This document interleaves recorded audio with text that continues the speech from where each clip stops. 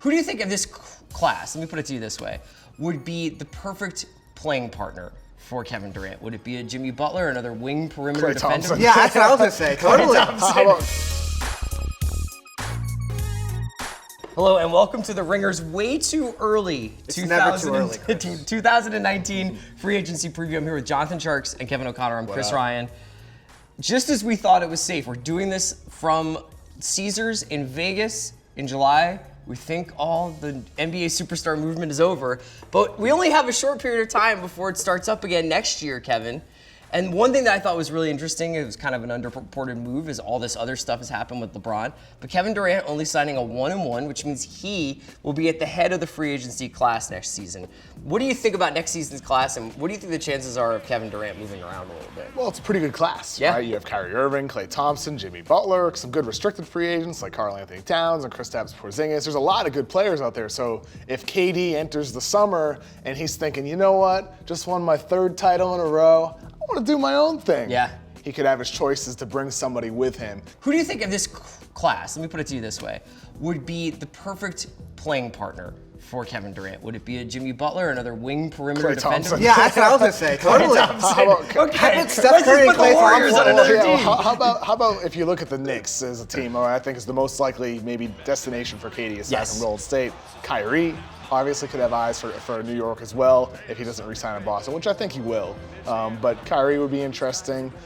Look, I think KD's one of those types of guys. He can play with anybody. He really can. And I think for him, there's options in free agency this year. Go to New York, play with Kristaps Porzingis. It can work. Bring along Kyrie, it can work. Yeah. Bring around Klay, it can work. You know what Jimmy Butler would work I was too. thinking, I saw in that ad, he's on those Apple ads now, KD is. Yeah. I feel like that's being in the Bay. I feel like that, like building his hashtag brand, you stay where all the money is in the Bay, man. Yeah, but you can do that in Miami, you can do that in New York. But like, that's like where the power of the money is. Sure. KD could be the king of New York, though. He's never going to be the king of the Bay. That's Stephen There's more Curry. money there. Well, that's going to be what's interesting about LeBron's run in Los Angeles is that it's obviously this union between the greatest player in the NBA, the best player in the NBA, and the most historically sort of revered franchise in NBA history, Yeah. with the exception of the Celtics. So it's a question about whether or not like that being on the Lakers does anything for LeBron's brand, as you're saying, because that is ultimately a big factor I when these think it guys does. change teams. It's going to be like the highest selling jersey ever. LeBron James, 23 seems Lakers, like it. Yeah. highest selling ever. And not only that, but for him, it's like if he brings this team that hasn't made the playoffs in 5 years back to the glory days again, Yeah. if he leads them to a title or titles and takes down the Golden State Warriors dynasty on the Lakers, I think it does a ton for his legacy to win his third finals with his third team in a different era, taking down this inevitable dynasty. For LeBron, the stakes are so high. Right. So I wanted to ask you, I wanted to touch on that Kyrie Irving thing that you said a little earlier, because there have been some like quote unquote rumors, which I think are partially hot air because like we don't have as much to talk Yeah. about, but like this idea that Kyrie is not long for Boston. What do you think about that? Well, the Knicks have been planning for him for years, I think. I mean, when he's becoming a free agency, but it just so happens now he's on the best team in the Eastern Conference, probably the finals favorite in the Eastern Conference, and I would think he's going to stay. But I think there's still a lure for Yeah. him with the Knicks, right? And I wouldn't rule that out at all. And is there any way that Boston wants to insulate themselves from having all these different contracts that they're going to be responsible for with a guy who's been a little bit injured? And that's the other side of it is, Boston has come out and consistently said, with their press releases that there's nothing wrong with the injury. It was minor, not a big deal.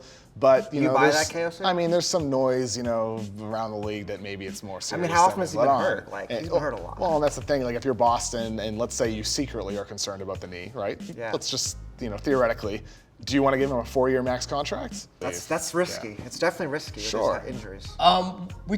You mentioned briefly Klay Thompson. Everybody in the league wants their Klay Thompson. They want a guy who's an incredible two-way player who's one of the greatest Everyone shooters in the of all world time. wants Klay Thompson. Yeah. How badly does everybody in the world want Klay Thompson? And is there any way that Klay Thompson might get lured out of Golden State to maybe take a bigger role on another team? I mean, it seems unlikely. We should ask Juliet, but it seems like she would stay there forever. It's a great spot. I mean, golly, people are like, oh, get somewhere new. Let's win a championship, live in the Bay, and make money. Come on. I don't think Klay would be the one to leave. I think if you're Golden State, maybe you re-sign Klay, try to re-sign KD, and then Draymond would be the guy you flip. I want to talk a little bit about a couple of guys whose free agency status could make them actually trade pieces going into next year's, say, All-Star, the trade deadline at the All-Star break. One of them is Kemba Walker, who's been in a bunch of different deals, rumored deals, and he's on Charlotte. Charlotte has just signed Tony Parker. Kemba Walker on a very affordable deal, and How much does he make? He makes $12 million. Oh, yeah, that's and he's nothing. obviously gonna be looking for a major payday. But Kemba was supposed to maybe get traded to Cleveland a couple of times over the last couple of years. What do you think is the right spot for Kemba, and what can he expect? Charlotte. I think it's Charlotte. I think he's one of the guys that might be pretty happy that Dwight's gone. I would expect him probably more likely than not to stay there. But honestly, like, how many teams even need a point guard? How many teams are going to cough up? Right? If they don't get Kyrie. But if you're the Knicks, like, I feel like you want to gamble on getting Kyrie, and then Kemba would still be a free agent anyway. But I'm saying, let's say you don't get him when they go after Kemba, then. Well, let's say they don't. Yeah, sure. That's what I think is. I mean, he's also a guy from the area. I just think for the that sake of seems it, like Kemba's yeah, UConn days in the Garden. Were Totally, probably- right? Yeah. That'd be would really sick to see that come full circle for him. I mean, Kemba and I would love KP would that. be a heck of a team. Yeah. What about Kevin Love?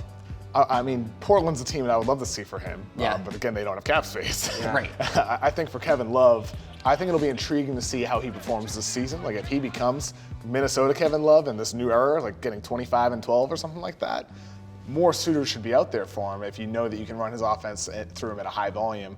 But we still haven't seen that in a couple of years now. So I guess it depends if they're good enough, right? If they make the playoffs. Well, it's like with Love, we're going to get to see the thing that we never got to see with Chris Bosh because of his medical problems, which is what happens when the team reverts to him.